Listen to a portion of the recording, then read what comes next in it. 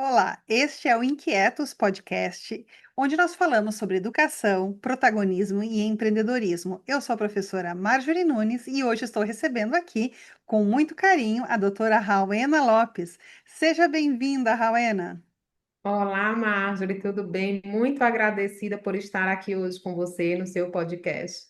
Desejo muito sucesso, estou feliz, emocionada por conversar com você. Eu agradeço muito a participação. A gente se encontrou pessoalmente uma vez só num evento em São Paulo. E desde lá a gente tem conversado muito, trocado ideias, né? Levado, né? Você está levando alguns equipamentos aqui, tá? Conversas na rede para dentro da tua clínica e a gente tem visto todo o teu trabalho, a tua dedicação, não só tua, mas de toda a tua equipe. Mas antes da gente falar de equipe, eu queria que tu me contasse um pouquinho, Rowena, como é que foi esse teu princípio na fisioterapia? Porque você já tem alguns anos de estrada na fisioterapia, no trabalho de reabilitação. Me conta, como é que foi essa escolha? Você escolheu a fisioterapia entre uma lista de cursos? Como é que foi isso? O público quer saber. Olha, eu costumo dizer que a fisioterapia me escolheu, né? Eu digo, sou fisioterapeuta por formação, sou professora por vocação e sou estudiosa do desenvolvimento humano por inquietação. Por isso que me chamou muita atenção do podcast, porque isso me inquieta. E aí, naquele tempo, né, assim, eu tenho 46 anos, né, sou de Teresina, Piauí, mas me formei em João Pessoa, porque meu pai é bancário e mudava muito de cidade, na época eu estava lá. Eu não sabia o que que eu queria, né, eu sou decidida a fazer físico, não, eu sabia que era a área de saúde, mas o que iria ser, não. Então, eu fui para a fisioterapia, e me apaixonei pelo curso, me dediquei muito. Tive duas professoras que me fizeram ficar encantadas com a fisioterapia neurofuncional. Na época também não era essa nomenclatura, era fisioterapia neurológica.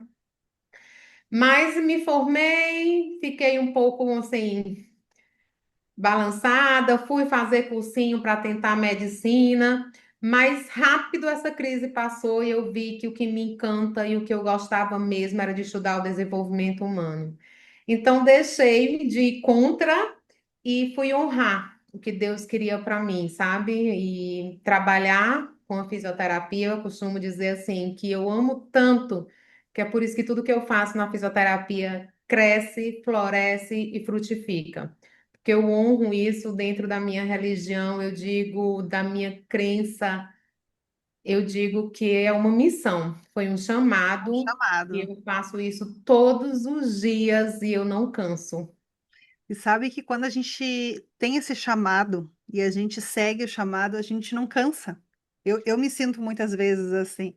E a curiosidade, a gente tem cada vez mais pela nossa área, por aquilo tudo que envolve, não só a área específica, né, mas tudo aquilo que abraça a nossa área de estudo, a nossa área de trabalho. E às vezes me perguntam, mas tu não cansa de estudar? Tu não cansa de fazer cursos? E, né, será que já não deu? Se não deu, o mundo é muito grande, a gente tem muita coisa para aprender, a gente tem muito para ensinar. Eu costumo dizer que nos meus momentos de distração, o que eu faço é estudar, né? E é um prazer, esse quanto mais você estuda, mais você quer, mais você descobre que precisa estudar mais. Isso é que me faz bem. Exatamente, quanto a gente mais estuda, a gente percebe maior número de potencial. E hoje, com a questão toda da internet, do acesso, hoje a gente tem acesso muito rápido a artigos, a cursos fora do país, sem precisar necessariamente sair de dentro do país, participar de seminários, de eventos, ler artigos em qualquer idioma. Hoje a gente tem tradutor, tradutor simultâneo, né? Tem tanto recurso que eu acho que nos deixa ainda mais inquieta nessa questão de estudar e de entender o ser humano, entender todas essas nuances, né? Mas a gente queria entender um pouquinho mais, Rowena, que você se formou na fisioterapia, então você conclui o curso, e aí você foi trabalhar já na área de fisioterapia. Como é que você chegou na parte também da docência na área de fisioterapia? Conta um pouquinho pra gente. Hoje você também trabalha em universidade, além da sua clínica, né? Isso. Eu cheguei em Teresina em 2003 e logo já comecei a trabalhar. Uma semana depois eu já estava trabalhando, uma amiga me arranjou lá um espaço numa clínica e eu já comecei a trabalhar, né? e atendi adulto e crianças, já comecei assim. E passei por várias clínicas aqui, mas uma coisa me inquietava, né? Que era essa diferença do que eu tinha aprendido e da prática clínica. Então, eu fui para a docência, eu fui para a docência. Começaram as faculdades privadas aqui em Teresina, nessa época, quando eu cheguei, tinha uma faculdade de fisioterapia, e eu fui seleção para essa faculdade e passei. Então, era onde eu via que tinha maior consistência, que eu podia estudar e transmitir, fazer isso exatamente como era na ciência, fazer lá na faculdade. Mas sempre acreditei que para ser professora eu precisava da prática clínica. Nunca me afastei, Marjorie, da prática clínica.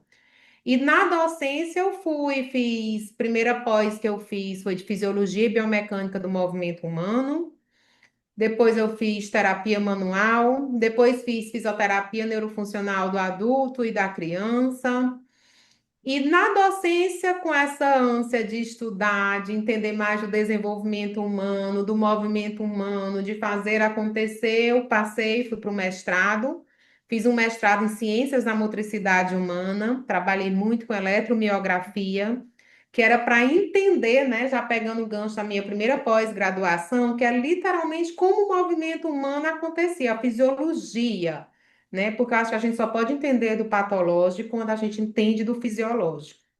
Então, fiz um mestrado, no Rio de Janeiro, viajando daqui para lá, porque aqui não tinha, até assisti umas aulas aqui, mas os módulos práticos, as pesquisas, tudo era no Rio, fiz lá. Quando terminei esse mestrado, fiz outro mestrado, Você que tem eu dois fiz mestrados, então. dois mestrados, que é de engenharia biomédica. Que era agora o que que eu poderia estudar e analisar como a tecnologia poderia contribuir para a análise do movimento humano e para melhorar essa funcionalidade. Eu queria conhecer esse mundo.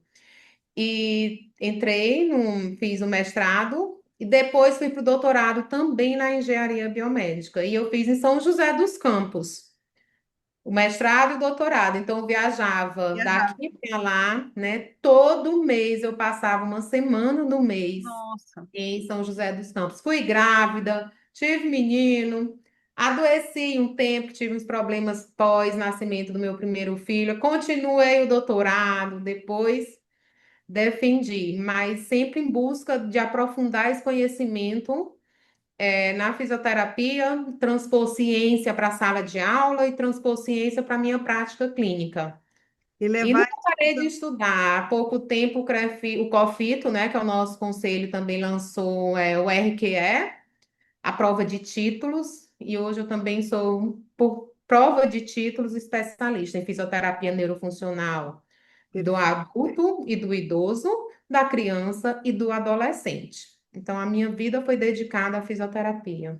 Então, você é especialista desde a criança pequena até Até o, o idoso. até o Até. idoso. Então, de ponta a ponta, em De todos os ponta passos a da vida. ponta. E isso me incomodava muito quando me perguntavam, às vezes eu tinha vergonha de falar sobre isso. Como assim, Rafaela? Explica isso Porque direito. Vergonha de a gente ser tão escuta no especializada? mercado, né? Quando a gente entra no mercado com essas redes sociais, tem que ser nichado, tem que ter um nicho específico. Quem faz tudo não faz nada, é generalista. E aí, Jesus, eu tenho que escolher o adulto ou criança, né? Eu me formei sabendo que eu queria infantil, queria criança, né? Eu gostava muito de atender criança. Mas quando eu entrei na universidade, quando eu passei para o mestrado, conseguir só criança era muito difícil, porque eu viajava muito. Então, como eu atendia uma criança aqui numa semana, no outro mês eu viajava. No outro mês, atendia mais uma semana, mais duas, três, viajava. Sim. Então, isso ficou difícil, o vínculo, manter a confiança, a relação. Não dava para entrar na criança uma outra pessoa para atender todo mês, né? E aí, continuando estudando sobre desenvolvimento humano, foi mais fácil eu me manter atendendo adulto. E aí eu me encantei no atendimento de adulto e entendi logo no mestrado, que o movimento humano ele não tem idade. Ele se transforma ao longo da vida. E Exatamente. muito pelo contrário, eu não conseguia entender como atenderia adultos sem entender do movimento na infância. Porque veja, por exemplo, na infância, o meu braço faz flexão, extensão. Quando eu estou adulto, ele faz também. Idoso também, então o movimento ele só se transforma, né? Ele passa, ele vai e sofre os efeitos deletérios da idade, mas a base biomecânica, cinesiológica e neural, ela é sempre a mesma. Então eu tinha vergonha às vezes por causa desse mercado nichado de dizer, ah, eu atendo infantil. Não, eu atendo só adulto. Então, hoje não. Hoje, assim, me posicionei, eu atendo e atendo muito bem quem precisa desenvolver o movimento humano, a autonomia e se relacionar com o seu contexto de vida e participar do ambiente. Gente, eu tô Isso arrepiada aqui, se eu desse pra ver meu cresci. braço. Mas eu sofri muito com isso, porque eu tinha muita vergonha, às vezes, de dizer, sabe? E sabe que Sobre eu isso. passei por algo bem parecido e a gente não conversou sobre isso antes, né? A gente está conversando agora, ao vivo aqui no podcast sobre isso. Mais ou menos 2017, por ali, eu tive uma crise curricular, que eu falo, né? Porque eu comecei a olhar o meu currículo, né? Porque às vezes você precisa enviar um currículo para algum lugar. E olhava ali, eu achava tão bonito aquele currículo onde a pessoa tinha se formado, por exemplo, em pedagogia, aí tinha feito uma pós-graduação na área bem específica da pedagogia, daí fazia o mestrado em educação, o doutorado em educação, de preferência tudo na mesma instituição. Eu achava aquilo, nossa, que bonito. E eu não, eu fiz a pedagogia numa universidade, aí eu fui fazer uma especialização em design instrucional para EAD virtual, que foi na Unifei, então eu pegava o ônibus do Rio Grande do Sul até São Paulo, no polo de Itajubá, para ir lá fazer as provas, as avaliações, acho que foram 4 ou 5 encontros. Depois eu fiz o meu mestrado em reabilitação e inclusão e eu achava incrível. E as pessoas olhavam, mas o que que tu tá fazendo, mulher, nesse mestrado? Não tem nada a ver contigo. E eu achava que tinha tudo a ver. Mas, mesmo assim, ali em 2018, ali eu tive aquela crise existencial. Mas esse currículo não é bonito, esse currículo não é legal. Mas foi nesse momento que eu entendi que era esse currículo diverso, de certa forma amplo e generalista na área da educação, que fazia eu ser quem eu era, que me trazia essas competências e habilidades necessárias. E eu sempre trabalhei muito com o desenvolvimento de software educacional. E algumas pessoas pensavam que eu não trabalhava na área de educação. Então, eu sempre trabalhei com desenvolvimento de software, fiz certificações na área de gerenciamento de projetos, mas o meu core sempre foi a aprendizagem do ser humano em todas as idades. E depois eu concluí agora o meu doutorado em educação e ciências. E hoje eu tenho muito orgulho desse currículo, mas em algum momento eu também me senti assim, nossa, mas como é que eu vou explicar isso aqui para as outras pessoas? Se existe, de certa forma, o que o mercado, as pessoas falam, olha, você tem que ir fazendo, tem que ir seguindo uma linha, né?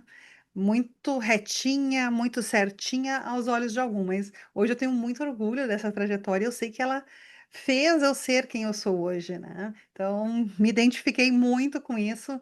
E não parece ser um problema para muitas pessoas, mas às vezes para a gente que está vivendo é uma situação complicada, né? Até a gente conseguir se entender. Até a gente conseguir se entender, se posicionar e aceitar, né? Se conhecer, entender o que Conhecer. a gente faz bem, se conhecer, não, mas eu faço bem, eu atendo um paciente com AVC, eu atendo uma criança, mas isso é difícil. Quem me fez assim, ter coragem de assumir isso foi na minha entrevista de doutorado. O meu professor, quando eu fui, eu achava que não ia passar, né? Porque na entrevista de doutorado tinha muita gente melhor, até que tinha ido comigo, muitos pesquisadores. E eu muito tímida nessa coisa da pesquisa, porque eu não me dedicava muito à pesquisa. Mais Eu na queria prática. estudar para trazer para a prática, né? E aí, quando ele olhou o meu currículo, ele disse assim, e eu tinha lido um livro sobre síndrome do impostor. Porque tudo que eu vou fazer, eu tenho que estudar. Por exemplo, quando você me chamou para gravar um podcast, eu nunca tinha feito isso. Aí eu fui atrás de vídeos, de dicas, o que que se faz para gravar um podcast? Será que tem um artigo? Fui ler. E aí eu tinha lido um livro sobre síndrome do impostor e disse, será que eu tenho essa síndrome do impostor? Tudo que eu vou fazer, eu tenho que estudar mais, eu tenho que estudar mais. Na minha entrevista de doutorado, ele abriu assim um currículo e foi passando, questionando ponto por ponto. E aí ele disse assim: olha, poucos currículos eu analisei como o seu. Realmente você não tem grandes pesquisas, mas você tem uma coisa muito interessante. Todo ano você fez uma pós-graduação, você fez um curso, tem 3 aqui por ano, você nunca parou. E é isso que faz a diferença. Não adianta a gente ficar fazendo pesquisa, pesquisa com um único tema e não estar aberto à aprendizagem, a aprender coisas novas, ouvir de outras pessoas. Então eu fiquei pensando, não, não é síndrome do impostor mesmo, não. É uma inquietação, Uma vontade de inquietação. aprender, saber que tem gente que sabe mais do que eu, né? E a E que gente eu vou atrás desse conhecimento. Exatamente, que a gente vai atrás, que a gente tem essa inquietude, porque a gente quer levar o melhor para o nosso aluno, para o nosso paciente, a gente quer colocar isso no nosso produto, no nosso serviço, como é o caso da clínica. Então, é realmente algo que eu tenho certeza que muitas pessoas que estão nos ouvindo agora vão se identificar com esse caso, tanto quem tem o currículo em diversas áreas, né, um pouco mais generalista, como eu, como a Rowena, que tem ali uma linha de pesquisa muito específica, mas também se diversificou na questão do adulto, da criança, do bebê, da deficiência, e de outras questões. Então, eu tenho certeza que tem gente que vai se identificar. Eu nunca partilhei isso, sabe? Com essa minha vergonha, essa minha dificuldade. Eu nunca disse isso a ninguém, assim. Mas eu realmente tenho essa dificuldade, assim, de me posicionar nessa diversidade. Mas hoje eu acho que eu até estou vencendo uma barreira em falar isso aqui. Foi até bom. Uma terapia. Com certeza. E quem está nos escutando, se também tem esses traços de síndrome de impostor, medo do próprio currículo, ainda não está se conhecendo o suficiente, deixa um comentário aqui, diz assim, eu me identifiquei com vocês, eu também vou trabalhar mais isso. E trabalhe, olhe para a sua história com muito orgulho, porque é ela que te traz até o ponto inicial, até o ponto de hoje, né? Que lá do início até aqui essa história que te trouxe. Então, honre a tua história, honre o teu chamado e não se sinta envergonhado. Muitas vezes a gente precisa liberar um pouco, né? Eu até fiz um post há pouco, né? Eu não tenho medo de críticas, né? Eu tenho medo é que a minha impressora, que a minha plastificadora aqui pare de funcionar. De críticas não, porque sempre a gente vai receber a crítica, sempre vai ter aquelas pessoas que não nos entendem, mas sempre vai ter aquelas que nos abraçam e que nos compreendem e que estão felizes ao nosso lado, né? Com essa trajetória acadêmica, profissional, de muita curiosidade, de atender os pacientes e de levar para a academia, né, essa prática, eu acho que isso é muito importante quando a gente fala de formação de profissionais, que quem está lá na ponta formando o profissional na universidade, ele esteja na prática para poder levar isso de fato, né, para dentro da academia, para poder contar os casos. Eu sempre gostei muito na faculdade dos professores que contavam as situações.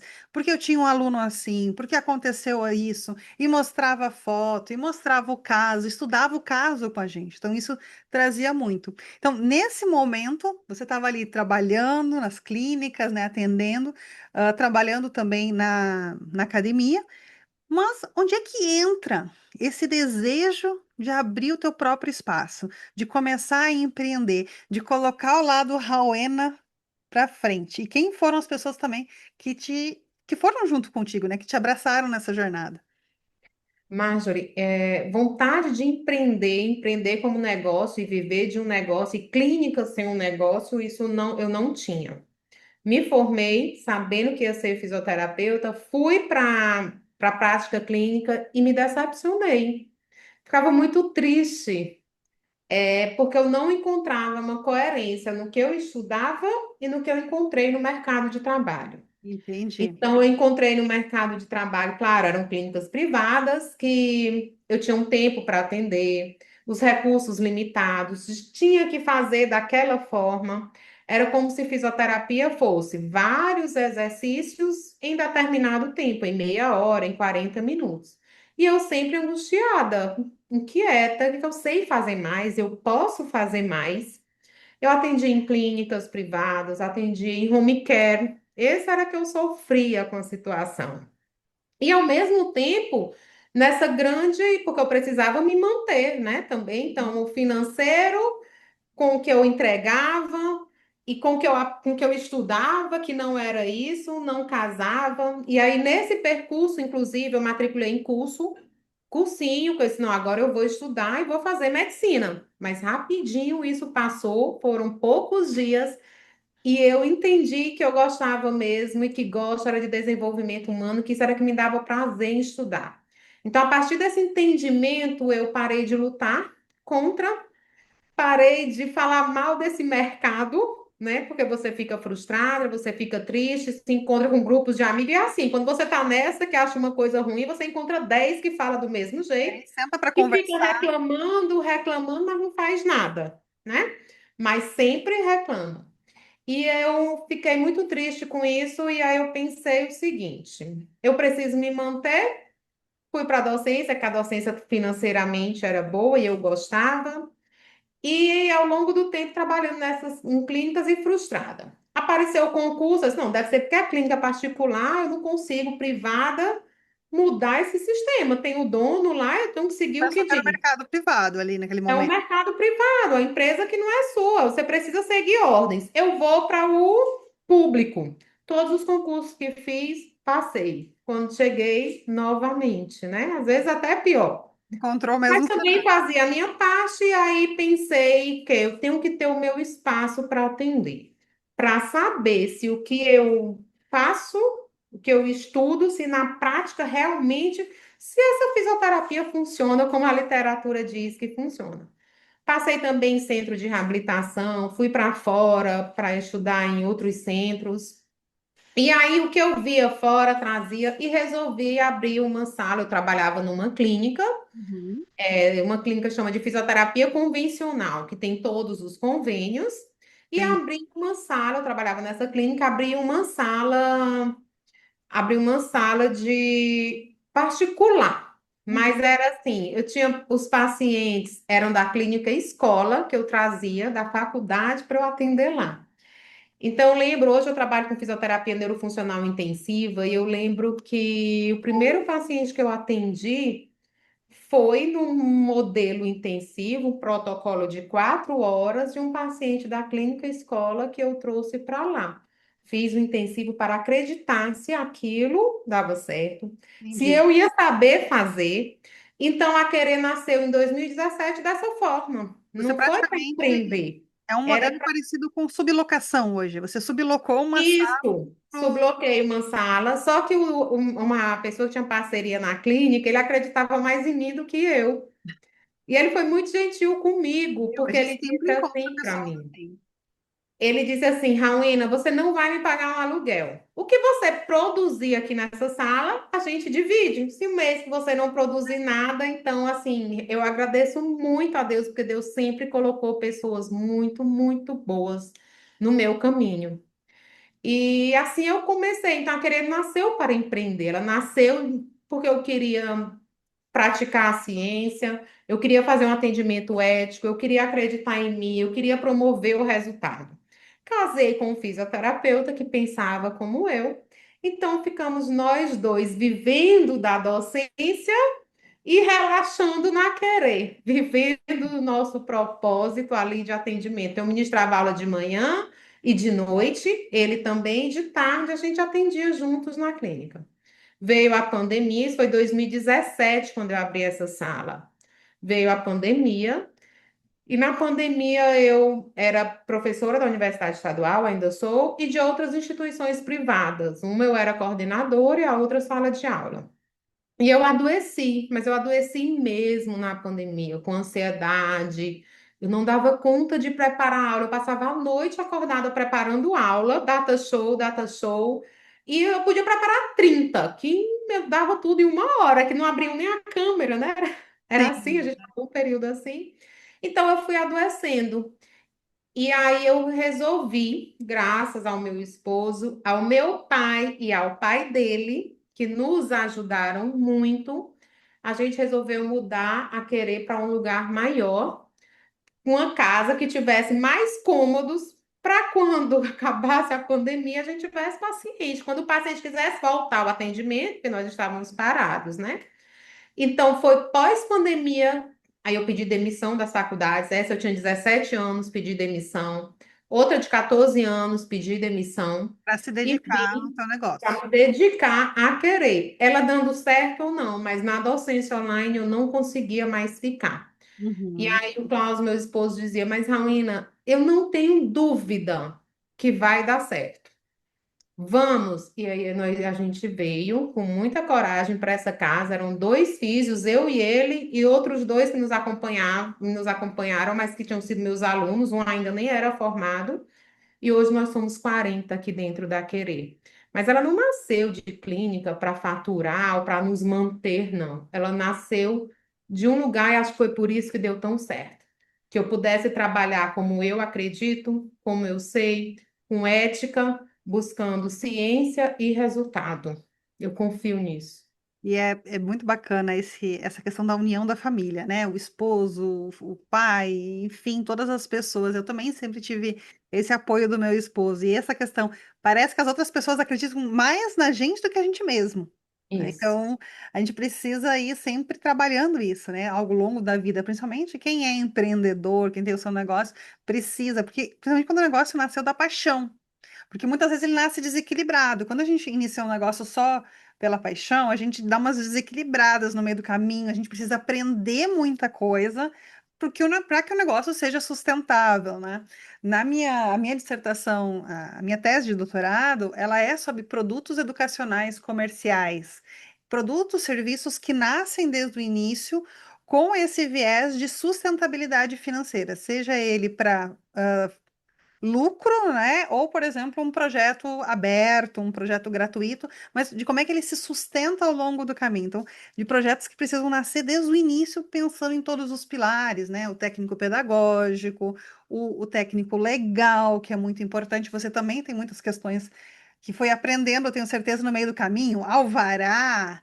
Nota fiscal, como é que foi esse despertar e empreender, assim, que eu sei que às vezes a gente vai aprendendo porque a coisa vem chegando, né? Vem caindo na cabeça. não é como é que foi, como é que está sendo.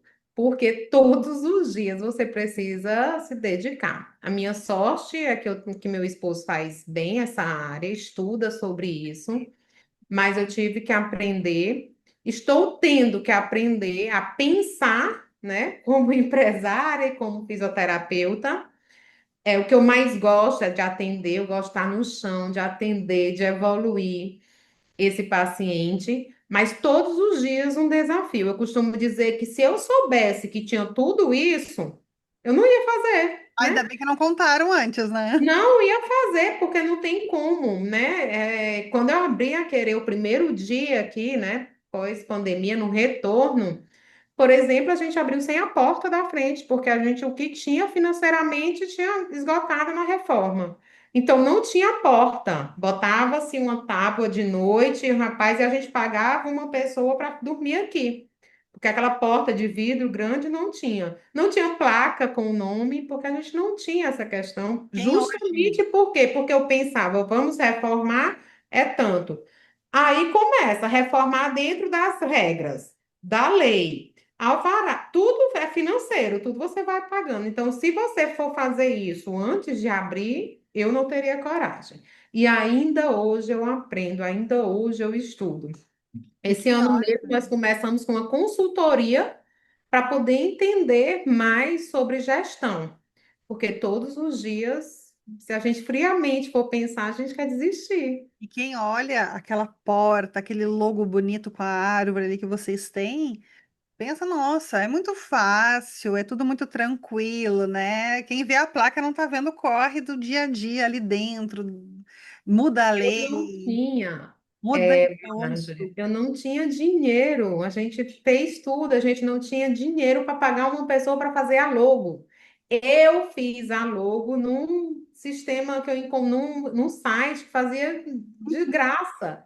E fui ali fazendo e puxava uma estrela, fui botando as estrelas ali da minha logo, era tudo que eu queria: confiança, paz, amor, sabedoria, discernimento. O número de estrelas são as palavras que eu precisava para me organizar. E faz muito sim. E hoje, olha como o logo faz o sentido, né? Ele Hoje, como faz em sentido. E então por vale. isso que ficou, né? O nome da clínica é Querer Centro de Reabilitação. Mas ela ficou chamada como espaço Porque na outra clínica as pessoas chegavam e diziam: Não, eu vim aqui lá para a Rauena. Ah, é lá no Espaço Querer. Lá no Espaço, porque era dentro de outra clínica. E aí E pegou o aí nome. ficou Espaço Querer. Nossa, fantástico. E ver esse trabalho do empreendedor que a gente tem no dia a dia. É fazer um logo, às vezes você não pode esperar, ou não tem, realmente não tem como pagar. Eu fiz e faço muito logo de produto, muito site, coloca. Depois você vai lá, consegue, às vezes, o designer, ele vai avançando, né? Teu negócio vai crescendo, e claro, tu vai especializando, tu vai conseguindo conquistar também aquele recurso financeiro para isso, né? Eu te sigo no Instagram e eu vou deixar aqui teu Instagram e todas as informações, mas tem uma frase que eu já vi algumas vezes no teu Instagram e eu queria que a gente conversasse um pouquinho. Você colocou algumas vezes assim: a reabilitação é um trabalho em equipe. Como é que essa filosofia ela é vivenciada, né? Tu já contou um pouquinho, mas assim, queria que a gente falasse mais sobre isso. Como é que ela é vivenciada hoje dentro da Clínica Querer? Se de repente você quer trazer para a gente algum caso de algum paciente que passa por vários profissionais, como é que isso funciona na prática, esse trabalho em equipe com o paciente? Eu costumo dizer que eu vejo o trabalho em equipe de três formas. Primeiro, o trabalho em equipe da minha equipe de físio, depois da equipe, o restante da equipe junto com a físio, e essa equipe para o paciente. Então, eu divido isso aqui dessa forma nas nossas reuniões, nos nossos treinamentos. E essa união é uma união de equipe que nós temos, mas ela não é uma união para a gente gostar um do outro. Ela é uma união com propósito e com direção. Perfeito. Absolutamente tudo, de quem começa lá fora até o último aqui na clínica, tudo que a gente resolve, pensa, faz, é baseado em três pilares. Primeiro, afeto, depois, ciência e resultado. Nossa, Então, se uma pessoa me fizer uma pergunta, como eu vou responder? Eu penso primeiro pelo afeto, depois consciência e resultado. E todos fazem isso. Então, isso acontece entre as equipes e isso acontece entre equipe e paciente. Então, como é que na prática, como isso acontece? Isso acontece da seguinte forma: eu já sei que eu estou baseado nesses três pilares. Isso acontece, que era uma dor que eu tinha, Marjorie, quando eu trabalhei em grandes clínicas, em centro de reabilitação, que eu não via essa união, esse trabalho em equipe realmente acontecendo. Então, aqui tem uma cultura muito forte, aqui ninguém fica parado, que todo mundo sabe de todos os pacientes. perfeito. Então, eu, Rauina, tenho todos os dias, eu entro em todas as salas de atendimento. Todos andam em todas as salas. Aqui não tem porta fechada. Aqui a porta é aberta para os terapeutas, para todos os familiares. Então, a fono não tem um paciente agora, mas a físio está lá atendendo. Ele vai lá para a sala e acompanha o atendimento. E isso vai acontecendo na maior naturalidade. Todo mundo adora o outro aqui, está atendendo junto com o outro. Então, a gente vê isso acontecer no dia a dia. Eu entro em todas as salas. Eu já tive terapeutas que no início se incomoda. Raulina, e quando eu estou atendendo e que entra na sala, eu digo, vai aprender a gostar, tá?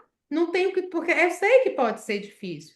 Então, e esse trabalho, ele acontece no dia a dia. Temos o treinamento, eu tenho uma empresa aqui que trabalha com a gente, desenvolvimento pessoal. Todos os nossos terapeutas aqui, eu tenho o perfil comportamental de todos. Então, a gente se conhece em termos de ciência, também com perfil comportamental. O erro é valorizado, ele é analisado. Todos nós conhecemos as nossas fraquezas e potencialidades, e isso se complementa. Então, aqui nós não somos bons em tudo, nenhum é bom em tudo e nenhum é ruim em tudo. Então, eu sei como cada um, o que é que cada um tem de bom. Então, quando o paciente chega, quando o paciente entra e vou montar o programa terapêutico dele, toda avaliação aqui é feita por mim, junto com outro físio. Sempre vem, tem aquela equipe que vai seguir. Então, eu faço essa avaliação, a gente partilha os objetivos. E a gente decide quem é a equipe, de acordo com o objetivo dessa criança que pode seguir com ela. Então, se é uma demanda de uma questão muito mais sensorial, por exemplo, eu tenho aquele terapeuta que ele é ótimo nisso, ele tem que estar nessa equipe. Às vezes tem dificuldade, porque tem mãe que gosta mais de uma pessoa do que de outra, por outros critérios, por gentileza, por rede social. Mas o objetivo, a definição de equipe aqui é baseada em afeto, ciência e resultado. Então, isso acontece muito bem.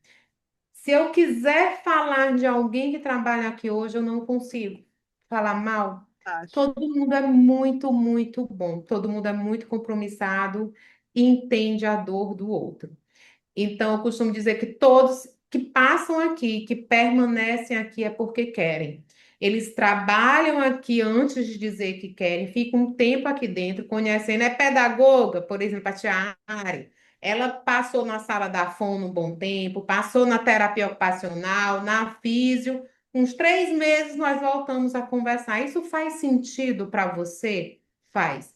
Então, o trabalho de equipe ele é cultural. Eu estou aqui aprendendo a trabalhar em equipe. Todos aprendem, a gente aprende junto. A gente junta o que um sabe, o que o outro não sabe, a gente se complementa. É um lugar maravilhoso de se trabalhar.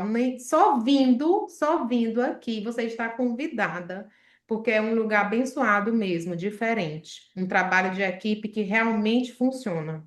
E eu tive a oportunidade de ministrar alguns treinamentos ali para a equipe da Querer e logo a gente viu esse diferencial. Bom, o primeiro diferencial, quando eu encontrei você, a gente já vai conversar sobre como foi esse encontro, né? Mas quando a gente fez ali a formação online e depois o pessoal mandou a foto, outros dias eles estudando o material, e aí você vê o diferencial.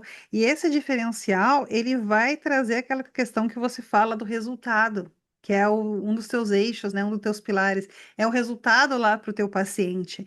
E antes você falou algo bem interessante, eu fui aprender contigo nas redes sociais um pouco, né, sobre o que que era a fisioterapia intensiva.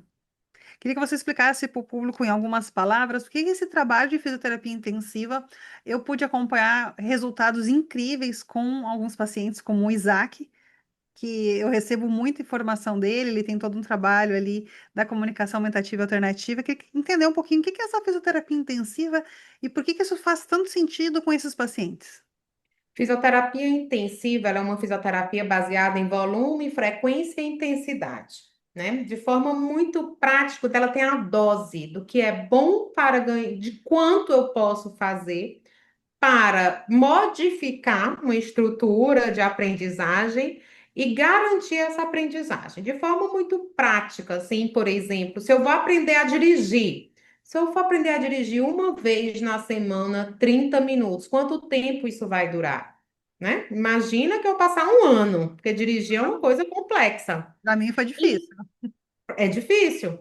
Então, imagine uma criança que vai aprender ou a segurar o pescoço, ou a ler, ou a escrever, o que quer que seja. Se ele vier para uma fisioterapia 2 vezes na semana de 30 minutos.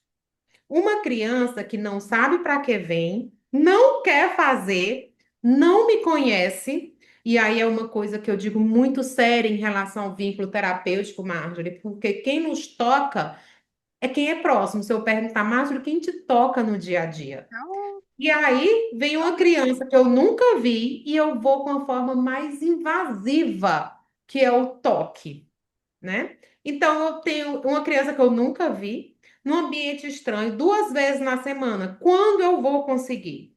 Então, a neurociência ela avançou nas teorias de plasticidade neural, controle motor e aprendizagem motor, e veio esse termo, fisioterapia neurofuncional intensiva. Eu tenho que estar na medida certa de frequência, de volume, de intensidade, a dose do que eu vou ofertar então é personalizado para cada paciente também, né? personalizado para cada paciente, nem é de mais, nem é de menos. Então, daí veio essa mudança da reabilitação, onde a reabilitação é lento, é difícil, não. Então, muitas vezes é a quantidade que não está adequada.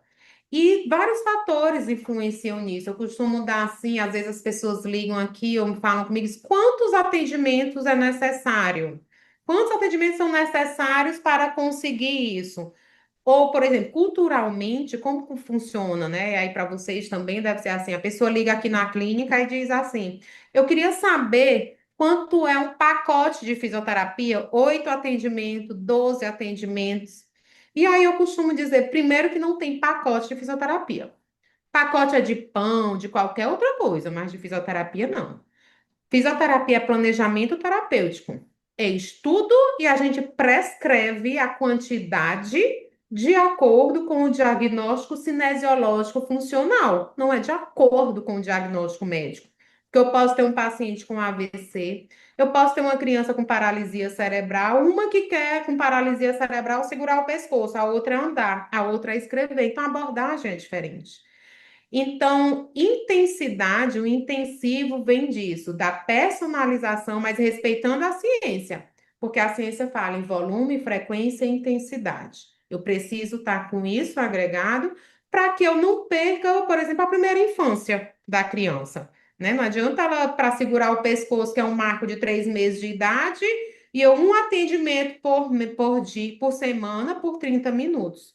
Então, tem uma prescrição de acordo, e quem tem que fazer é o fisioterapeuta, que avalia e faz. Eu dou um exemplo para as mães assim, que às vezes a gente faz um planejamento e a família diz, ah, mas é muito, eu não posso. Eu costumo dizer assim, quando você vai no médico, que ele passa um antibiótico, aquele antibiótico foi pelo seu diagnóstico, foi pelo seu peso, por várias coisas, ele fez um cálculo que deu a quantidade do antibiótico e quantas vezes.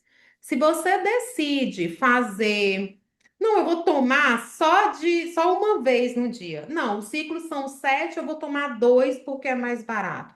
Isso surte efeito? Não.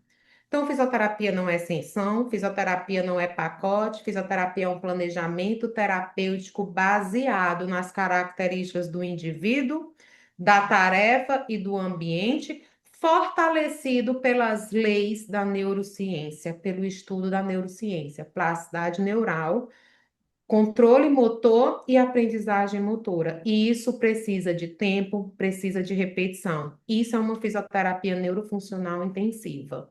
Perfeito. Assim, ó, sou muito fã do trabalho, da clínica de vocês. Tem um caso de um paciente que eu recebo, a gente acompanha a questão ali da pedagógica dele junto. E o dia que me mandaram a foto dele sentadinho no chão, né, com a sustentação do pescoço aqui da coluna.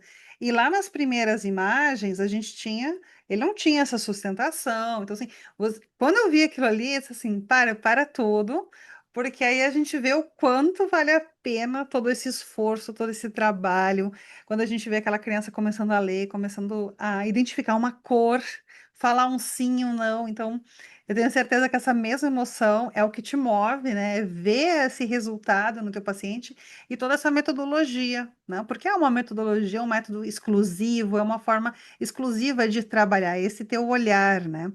E dentro desse teu olhar, pela busca da capacitação, pela busca da ciência, pela busca da equipe, do espaço adequado, foi que a gente se encontrou. Nós nos encontramos na Reatec. A Reatec, ela é uma feira de reabilitação e tecnologia que acontece anualmente em São Paulo. Ela já tem mais de 20 anos, acho que está indo para 22 anos agora. E nesse evento tem várias empresas que expõem os seus materiais, desde a área de mobilidade, cognitivo, também tem alguns cursos acontecendo lá dentro, e foi lá que a gente se encontrou. Eu estava com alguns materiais, e eu vou colocar uma foto aqui para vocês verem a situação desse encontro. Eu e a Rowena sentadas no chão, praticamente deitadas nessa foto aqui, conversando e discutindo as possibilidades, né, de alguns materiais, né? Um desses é o robozinho, o Explorador Kids, e também os vocalizadores, que é algo muito bacana, muito utilizado na clínica. E ela já saiu de lá abraçada com o material, dizendo que vou levar para minha clínica. Me conta um pouco dessa tua visão da busca por tecnologias também, além da questão da capacitação, toda essa questão de equipamento, porque a gente vê no seu Instagram equipamento, é mesinha, é equipamento que eu não faço ideia do nome, né? Chegando lá e você mostrando aquilo lá. Como é que é essa busca aí pela tecnologia? Qual é que é o peso disso no resultado dos pacientes?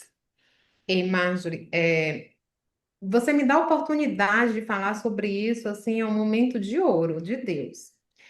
Com a docência, aquela professora tradicional que fica lá no quadro, que o aluno sentado, eu entendi que aquilo não funcionava, que era chato para os alunos. Esses meus alunos que estão ali porque querem, que se matricularam, que tinham um sonho da universidade, e eles me davam Olha, trabalho para aprender. E aí eu entrei num mundo chamado de metodologias ativas. olha, Inclusive, eu tive uma empresa, junto com outra amiga, nós abrimos, que era a Espalhe Eduque, que a nossa função, missão era treinar mesmo, espalhar metodologias ativas. Eu fiz muitos cursos do Google fora, Design Thinker, muitas metodologias baseadas em resolução de problemas, né? Em sala de aula. Então, quando eu mudei a minha forma de ensinar, meu aluno era protagonista do conhecimento.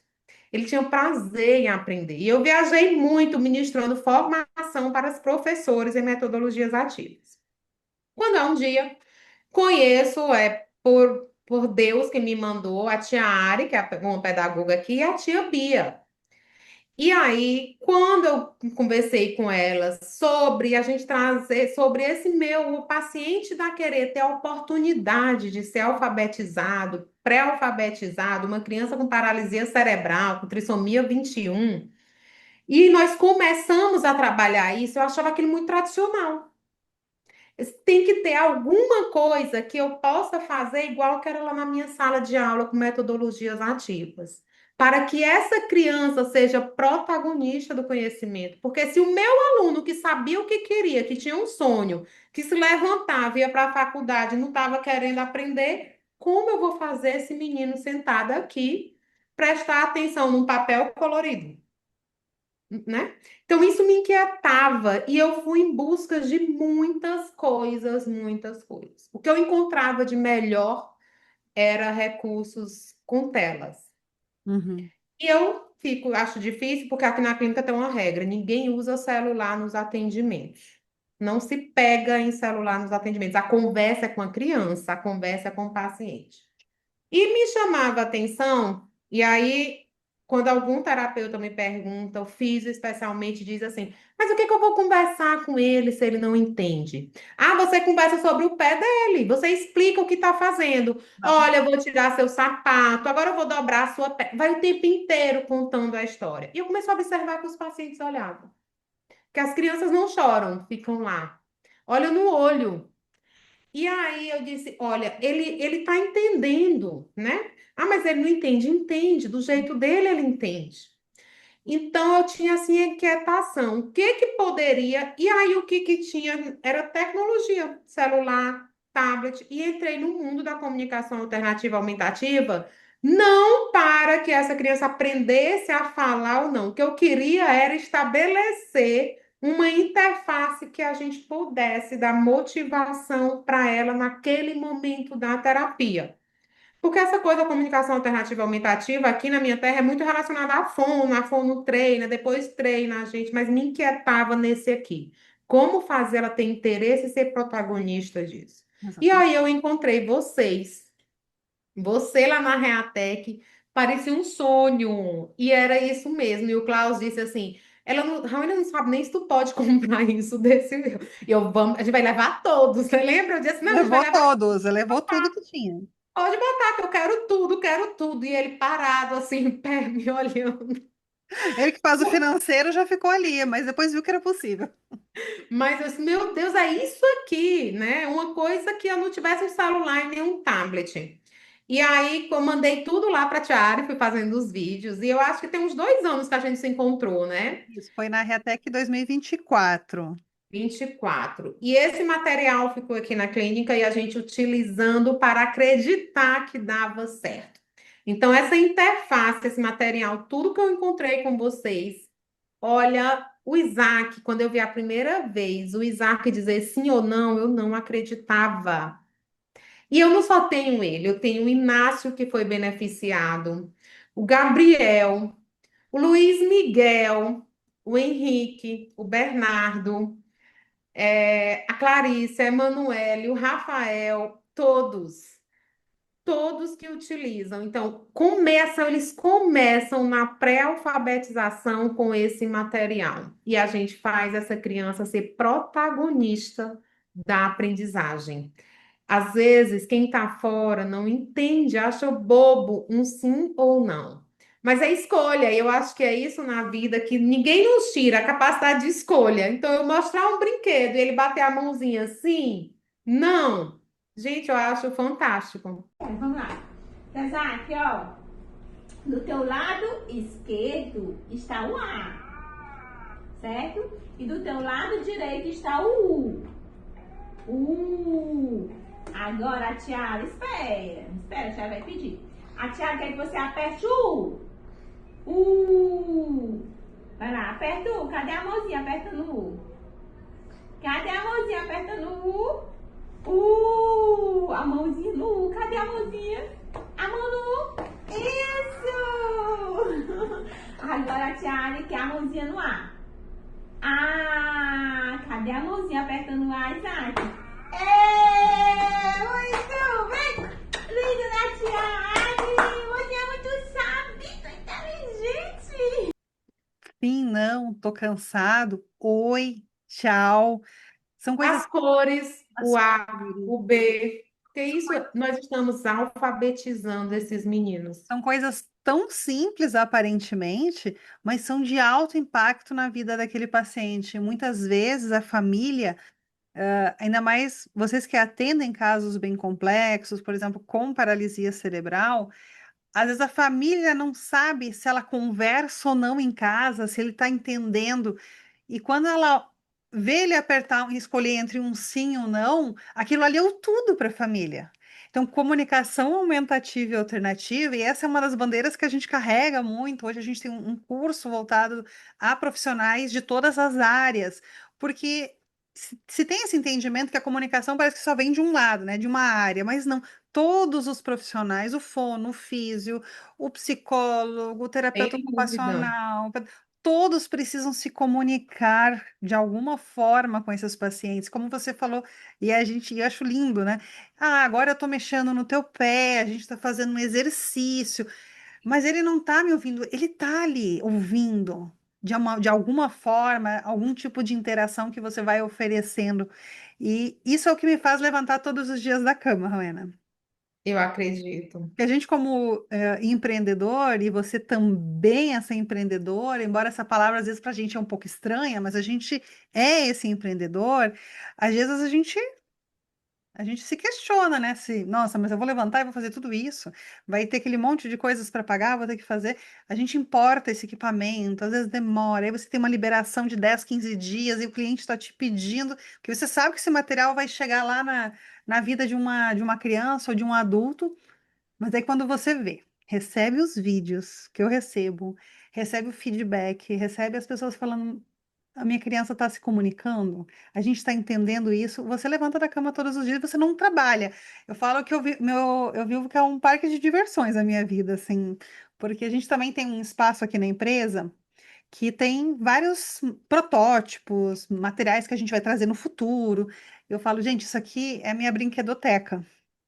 E daqui a gente vai testando, vai levando para os nossos pacientes. Então, a gente não trabalha. Eu falo que eu me divirto. Hoje é emoção, é conseguir conversar, entender que a pedagogia do lado de cá, conversando com a fisioterapia do lado de lá, e a gente vai construindo, né, esse resultado com o paciente, com o estudante. E eu acho que a gente, eu realmente eu me emociono muito quando a gente fala disso, porque eu vejo que funciona. Eu vejo que não é um botão colorido, não é só um material que foi pensado para um paciente, por exemplo, com pa- paralisia, Paralisia cerebral. mas quando ele aperta, né? Amarelo. Não, eu não, como físio, né? Eu ficava, será se isso vai fazer o efeito assim na terapia? Faz. E eles andam na clínica toda, esses materiais todos, porque se ele está usando lá na pedagogia, ele já sabe dizer o sim ou não, ele também vai usar lá na físio, Perfeito. ele vai usar. E isso foi tão bom todos entenderem que quando você foi dar o treinamento, era para as pedagogas. Mas quando eu coloquei no grupo, veio o físio, veio o TO, veio o fono, veio o psicólogo. As psicólogas estão amando os recursos. História, aqueles grandes histórias, Grandes Histórias é apaixonante. Vou colocar fantástico, uma imagem aqui do Grandes Histórias. fantástico. E esses dias a Ari me encaminhou. Eu até vou convidar a Ari. Se a Ari vai assistir, ela vai ficar sabendo. Vou te convidar para a gente fazer um podcast, Ari, contigo falando sobre a parte pedagógica ali. Porque a área é muito apaixonada. Desse botão aqui, porque ele tem sensor de movimento. Então, Isso. enquanto. Por isso que são vários modelos, né? Esse aqui você precisa pressionar um pouquinho. Então, exige uma necessidade de pressão. Esse aqui ele tem um sensor de movimento.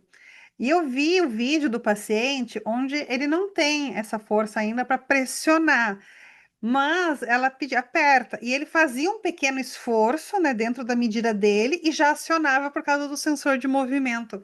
E Exatamente. tu via já a expressão ali, ó, tá funcionando, eu tô, é ação e reação. Eu apertei, eu já me esforcei um pouquinho e isso tá funcionando. Então, cada recurso para cada situação, e como você falou, isso indo lá para psicologia, para musicoterapia, enfim, para cada uma das áreas, onde todos os profissionais começam a usar a CA, né, comunicação aumentativa e alternativa, dentro desse processo. Então, assim, eu fico muito feliz de receber todo esse feedback e saber que hoje existem clínicas como a Espaço Querer, né? Vamos chamar de espaço, porque acho que está no DNA, Maravilha.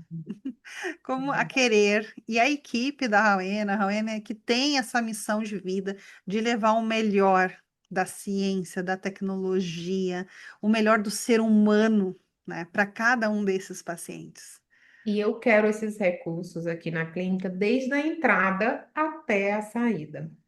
Sabe que eu digo, eu queria ele na porta do banheiro, eu quero ele lá na recepção com a secretária para ela aprender Nós estamos trabalhando para isso. Eu não tenho pressa para nada.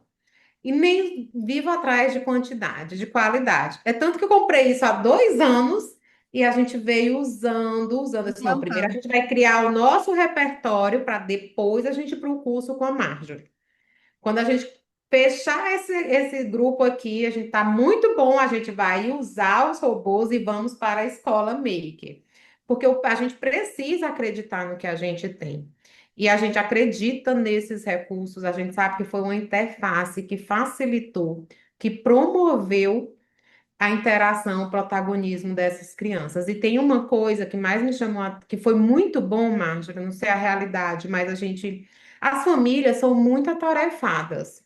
Quando a gente compra um recurso, né, às vezes de comunicação alternativa aumentativa, e a gente faz aqui com a criança e passa só para a família fazer em casa, é uma sobrecarga, porque muitas vezes essas famílias não, às vezes quer ser só mãe mesmo, tem muita coisa para fazer, não dá tempo para ensinar. Então, muitas vezes o recurso ele é invalidado, né? A pessoa, não funciona, não gostei. E o que é que nós fizemos aqui? E aí eu vou relatar essa experiência, porque pode servir para muita gente, que Com foi assim certeza. que a gente conseguiu. Se a família entender que ver que ele está sendo usado por todas as áreas, e que o menino responde na física, que o menino responde na TO, que ele responde. Então, a criança pede a transposição, a transferência disso do contexto clínico para casa. Então, isso é o que está acontecendo aqui. Primeiro, a gente está usando, quando a criança está se comunicando, a gente entende, a gente escuta a mãe, então eu vou levar para casa. Ele já aprendeu? Já aprendeu. E nós estamos fazendo esse treino com o restante da clínica, secretária, recepcionista que recebe lá na frente, quem são as crianças que nós vamos usar lá na frente. Porque tem que fazer, se ele só comunica com recurso assim, por que não o porteiro não falar com ele assim? Poder Porque não oferecer é um oi, recepcionista. o tchau. Isso, tem que dizer oi, tchau. E é isso que nós estamos fazendo. Eu realmente acredito que se a gente tentar todas as possibilidades, essas crianças vão conquistar o lugar no mundo. Vão Vamos. ser alfabetizados como outros com adaptação. Eu costumo dizer que é igual uma maquiagem, não é assim? As pessoas dizem assim: ah, mas ele só vai falar assim? É, não tem gente que só sai maquiada porque tem a pele feia? Pronto, isso é uma adaptação, é um recurso para ser utilizado e dá para ele um protagonismo. É igual a Exatamente. maquiagem, é igual uma escova. Eu só vou à noite se eu fizer a escova. Então, É como uma cadeira de roda, é como uma da cadeira de a rodas, cadeira a de roda da independência. mobilidade, a bengala da Exato. mobilidade, da segurança para um idoso. A minha mãe usou durante muitos anos, ela tinha um problema de coluna, enfim, ela usou a bengala desde os 40 e poucos anos É dela. liberdade. Era poder pegar um ônibus, era poder ir no supermercado, então comunicação alternativa. Ah, mas ele vai falar o sim ou não aqui. Sim, mas olha quanto, né? A gente tem casos de pessoas que nos trazem, a família não sabia se ele, né? Ele estava ali conversando qualquer coisa, agora ele diz sim, não, quero, não quero. Então você começa, né, a acreditar em todo esse processo. E quando a família vê, eu tenho certeza que ela acredita mais ainda. Então ela vai reforçar isso em casa, ela vai conversar mais com o paciente. Eu E é digo mais isso, que fisioterapia, reabilitação boa é aquela que ela pode ser transposta da clínica para o seu contexto de vida. Ficar só aqui e não mudar, aprendizagem é mudança de comportamento. E é isso que a gente. E acho que foi isso que esses recursos fizeram aqui dentro da clínica.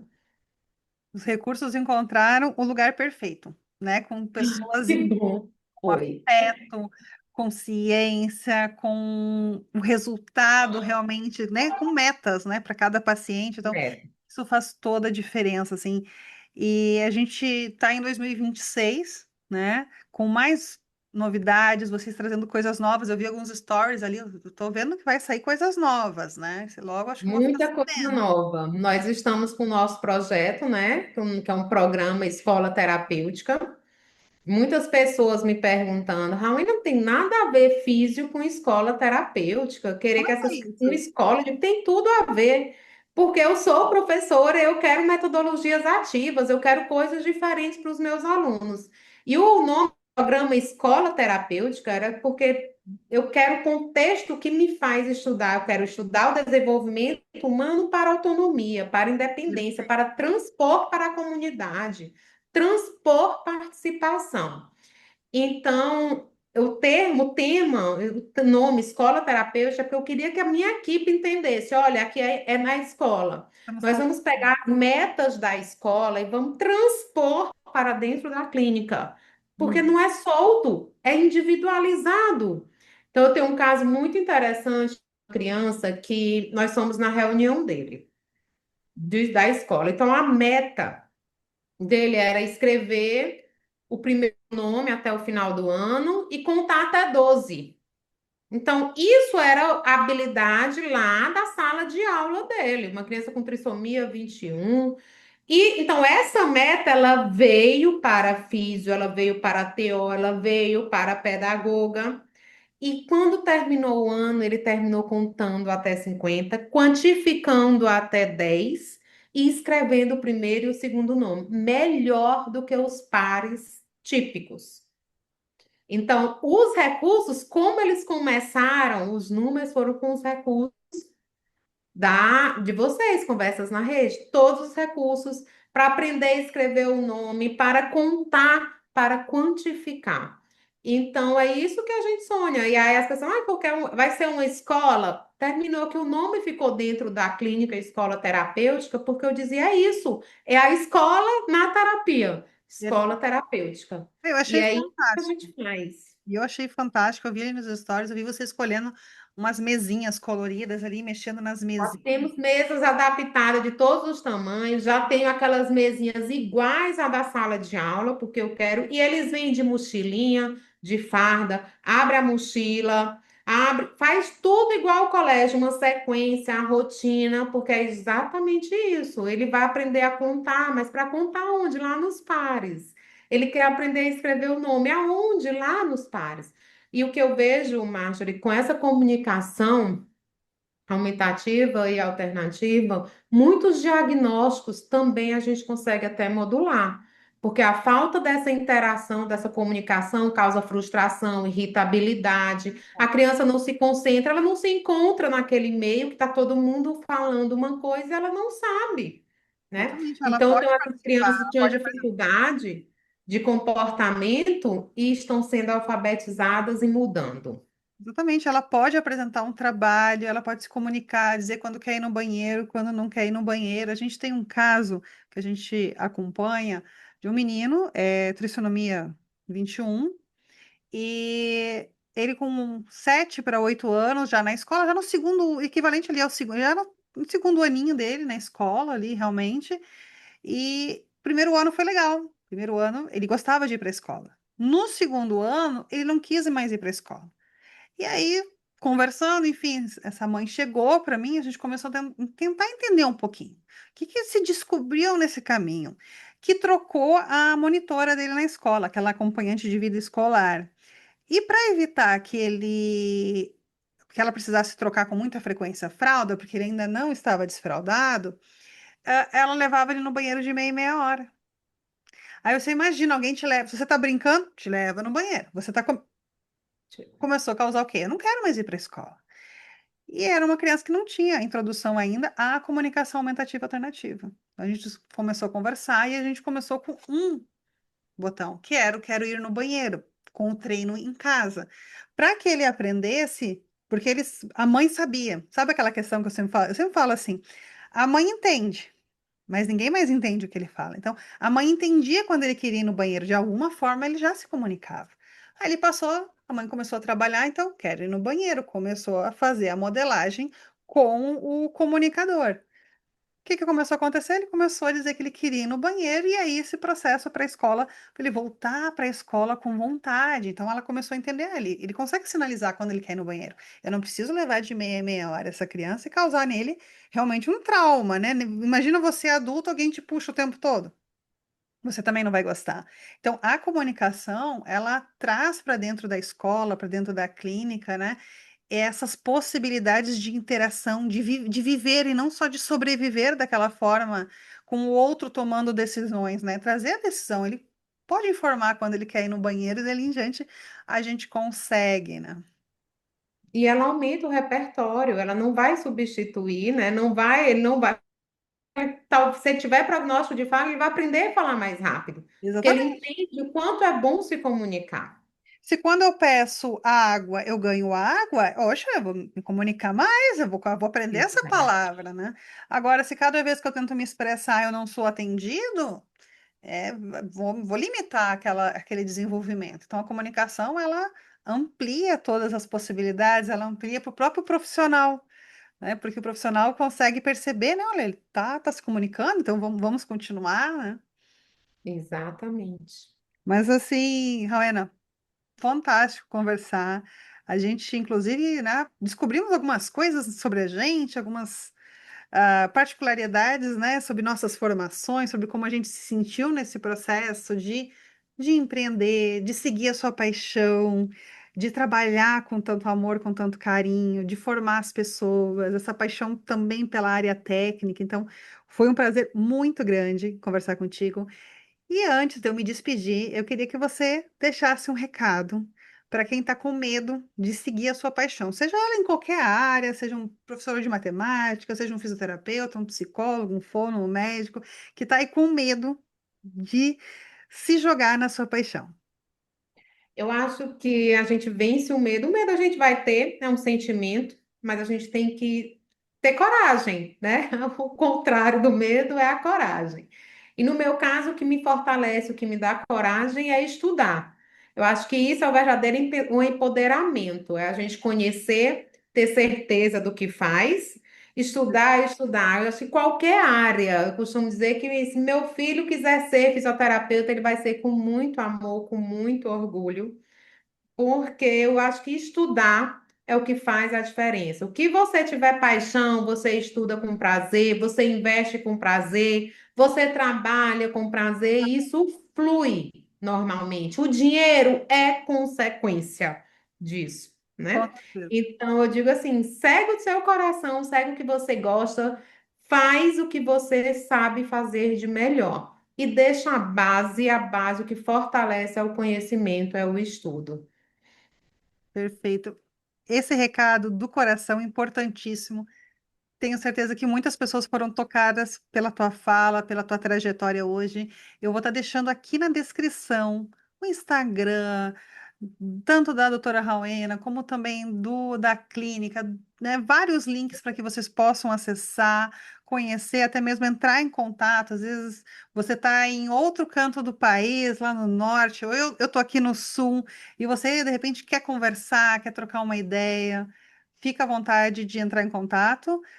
Também vou deixar aqui os meus contatos para que vocês conversem, vou deixar também o link aqui desses materiais que a gente conversou aqui. E vou deixar um recadinho, né? Que para todos que estão nos assistindo, que todos os domingos, às 19 horas, a gente conversa com gente incrível, que ama a educação, que é protagonista na sua vida, que ajuda que outras pessoas também possam exercer o protagonismo e que também estão empreendendo e aprendendo, né, como fazer a diferença. Um abraço a todos e até o próximo Inquietos Podcast. Um beijão e até!